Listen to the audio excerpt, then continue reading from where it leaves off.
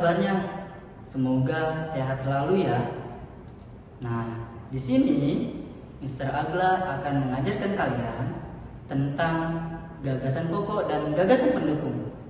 Nah, tapi sebelum kita memulai pembelajaran, alangkah baiknya kita membaca basmalah dulu ya. Bismillahirrahmanirrahim. Nah,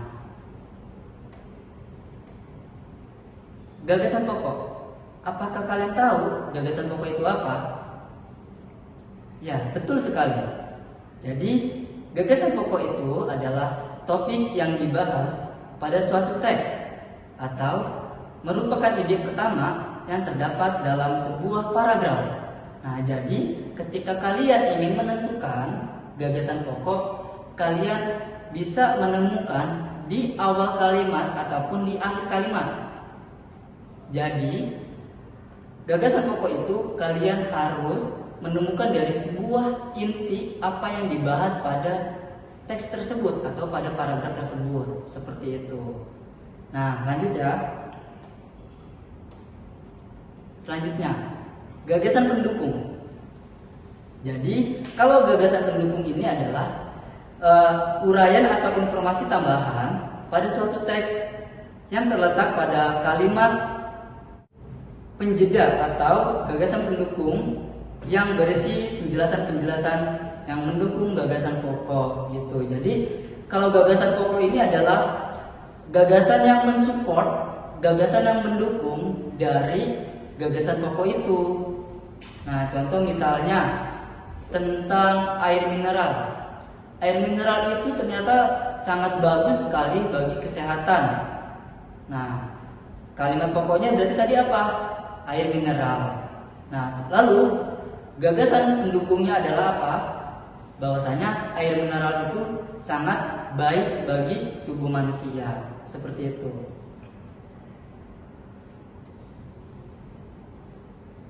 Lalu cara menentukan gagasan pokok dan gagasan pendukung dalam suatu teks. Nah, berarti di sini ada caranya atau ada penentuan untuk menentukan suatu gagasan pendukung dan suatu gagasan pokoknya, seperti itu. Yang pertama, bacalah teks dengan seksama. Nah, jadi kita membaca teks ya bareng-bareng. Lalu yang kedua, cermati kalimat pertama hingga kalimat terakhir pada paragraf. Nah, seperti yang sudah Mister katakan tadi, kita mencermati atau kita melihat dari sebuah awal kalimat ataupun dari akhir kalimat. Karena biasanya kalau gagasan pokok itu berada di awal ataupun di akhir kalimat. Lanjut. Nah,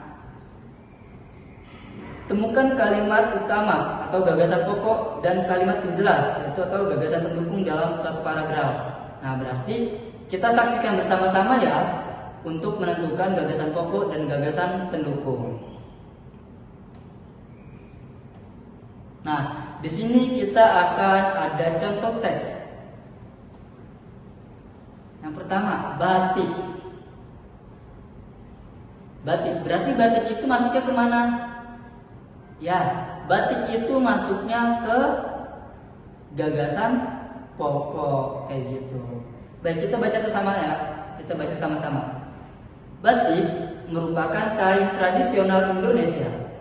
Kain batik dihasilkan dengan cara dilukis atau dicetak menggunakan malam. Malam yang dimaksud di sini adalah lilin yang dipanaskan. Nah, kain batik berasal dari Pulau Jawa.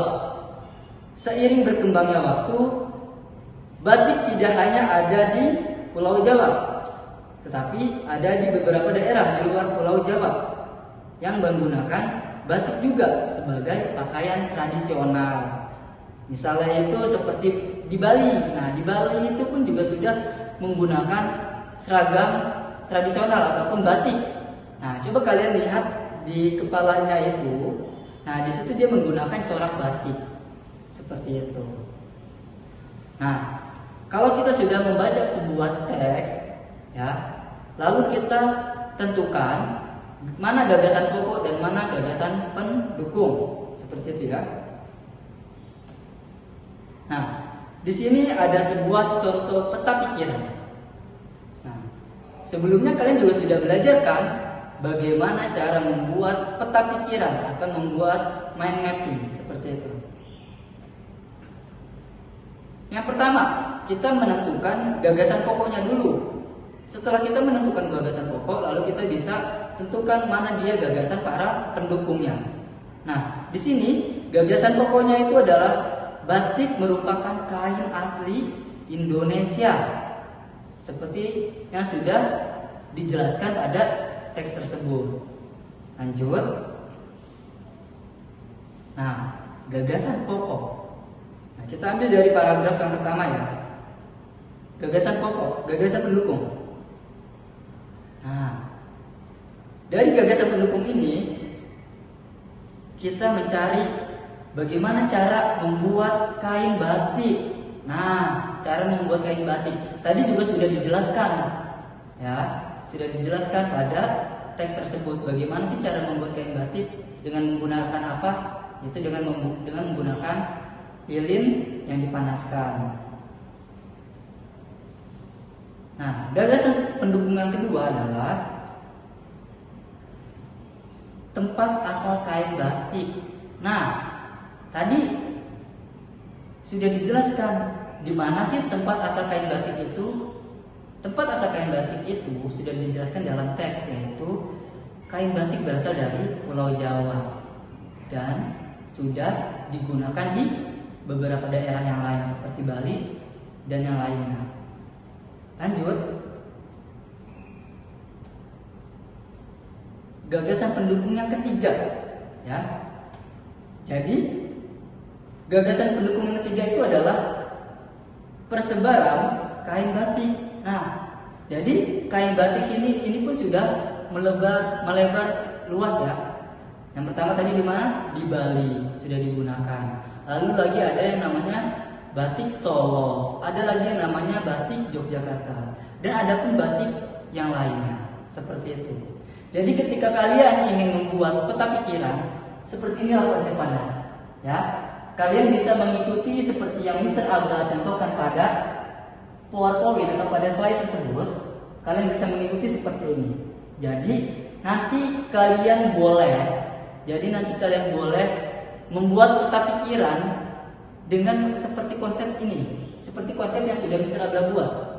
Atau misalnya kalian sudah mempunyai rancangan atau sudah mempunyai konsepan yang lain dari Mr. Abdul pun juga nggak apa-apa. Itu sangat diperbolehkan. Ya. Nah, apakah sampai sini cukup jelas? Ya, apabila kurang jelas, coba nanti kalian tanyakan saja langsung ke Mr. Agla ya.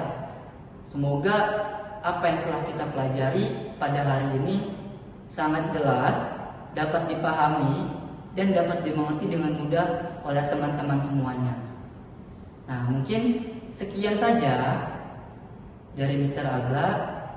Kurang lebihnya mohon maaf apabila ada kesalahan kata ataupun ada kalimat yang tidak dapat dijelaskan. Mr. Agla mohon memaafkan. Mr. Agla mohon maaf. Ya, kurang lebihnya mohon maaf. Wassalamualaikum warahmatullahi wabarakatuh.